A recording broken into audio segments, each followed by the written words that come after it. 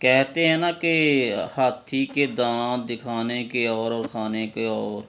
इसी तरह दुनिया में भी कुछ ऐसे लोग होते हैं जो ज़ाहरी तौर पर हमारे हमदर्द होते हैं, लेकिन हकीकत में दूर दूर तक हमदर्दी के साथ उनका ताल्लुक़ नहीं होता।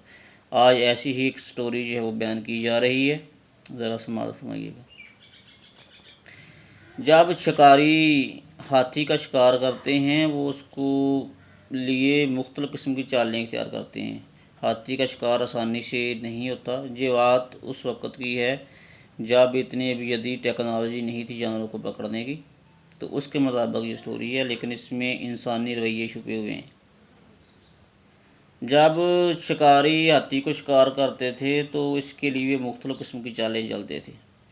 सबसे पहले वो क्या करते थे कि एक गड्ढा खोदते थे, गड्ढा खोद के उसको ढाँप देते थे तिनकों के साथ। जैसे ही हाथी वगैरह जो है वो गुज़रता गड्ढे के ऊपर से, उसको पता ना चलता कि आगे गड्ढा है और उसमें गिर जाता। अब हाथियों का जो झुंड है वो भी उस हाथी को जो गड्ढे में गिरा हुआ नहीं निकाल सकता था, क्योंकि वो गड्ढा जो है वो गहरा खोदा गया है। इसके बाद क्या होता है, शिकारी आते हैं थोड़ी देर बाद दो ग्रुप इख्तियार करके। शिकारियों के एक ग्रुप ने जो है वो लाल कलर का ड्रेस पहना होता है, जबकि शिकारियों के दूसरे ग्रुप ने नीले कलर का ड्रेस पहना होता है। जो शिकारी जिन्होंने सुर्ख रंग का ड्रेस पहना होता है वो क्या करते हैं, हाथी को स्टेक के साथ या छड़ियों के साथ मारते हैं। उतने में दूसरा ग्रुप आ जाता है जिन्होंने नीला ड्रेस पहना होता है, वो क्या करता है, मारने वाले लोगों को भगा देता है शिकारियों को। यानी कि हाथी के सामने जो नीले ड्रेस वाले होते हैं वो अपनी हमदर्दी ज़ाहिर करते हैं, और इस अमल को बार बार दोहराया जाता है दिन में कई बार। जो रेड वाले हैं उसको मारते हैं हाथी को, जो नीले वाले हैं वो रेड वालों को भगा देते हैं। इससे क्या होता है कि हाथी के दिल में जो लाल रंग के कपड़े पहन के शिकारी होते हैं उनके लिए नफ़रत और गुस्सा पैदा हो जाता है, जबकि जो नीला ड्रेस पहन के आते हैं शिकारी उनके लिए हमदर्दी पैदा हो जाती है हाथी के दिल में।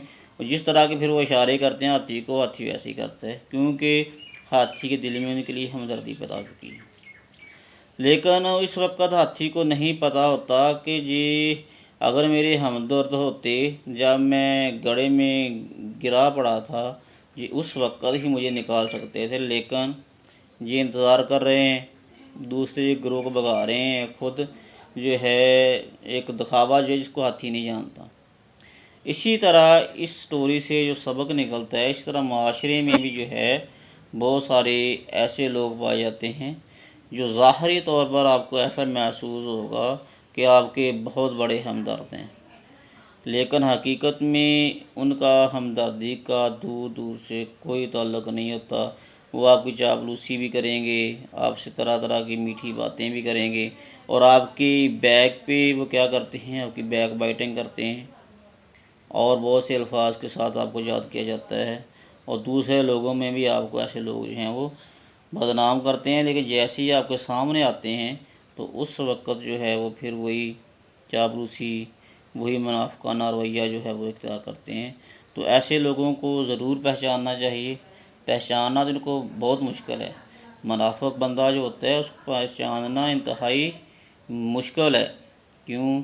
ये जो मुनाफ़िक हैं वो मेरे नबी के दौर में भी पैदा हुए हैं, यहाँ तक कि उन्होंने इस्लाम कबूल कर लिया था, और जहाँ इस्लाम कबूल करने के बाद जब जंग के मौके आए तो उन्होंने इनकार भी किया कि हम जंग नहीं कर सकते, जैसे अब्दुल्ला बिन नबी की बात होती है।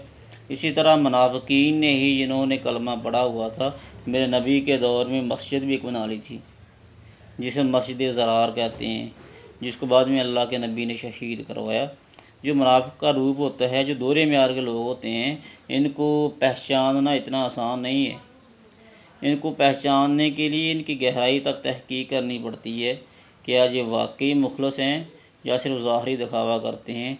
जैसे मैंने आपको कोट किए है इस्लामिक पॉइंट ऑफ व्यू से भी कि मुनाफ़िक बंदे को जो है उसके रवैयों से पहचानना बहुत मुश्किल होता है। इसके लिए तहकीक करनी पड़ती है, किसका रवैया कैसा है, एक जो बैक में हमारे कैसा है, हमारे सामने कैसा है। तो इसलिए ऐसे लोगों से जितना हो सके इज्तनाब जो है वो किया जाना चाहिए।